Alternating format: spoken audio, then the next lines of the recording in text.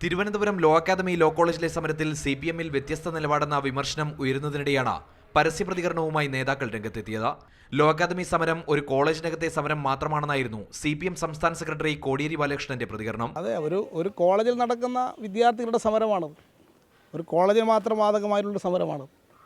ആ കോളേജിനകത്ത് നടക്കുന്ന സമരം ബന്ധപ്പെട്ടവർ ഇടപെട്ട് ആ സമരം തീർപ്പാക്കാൻ വേണ്ടിയിട്ടുള്ള ഇടപെടൽ നടത്തണം. ലോ അക്കാദമിയിലെ സമരം രാഷ്ട്രീയ സമരമാക്കാനാണ് BJP ലക്ഷ്യമിടുന്നതെന്നും കോടിയേരി ആരോപിച്ചു.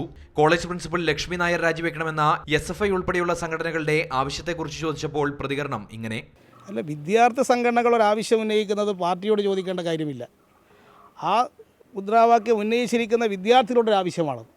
CPM അവിടെ സമരം അവിടെ നടത്തുന്നില്ല.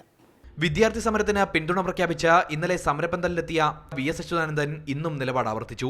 അക്കാദമി അനധികൃതമായി കൈവശം വെച്ചിരിക്കുന്ന ഭൂമി തിരിച്ചുപിടിക്കണമെന്ന് പറഞ്ഞ VS സർക്കാർ ഇടപെടൽ വൈകുന്നത് ശരിയല്ലെന്നും കൂട്ടിച്ചേർത്തു.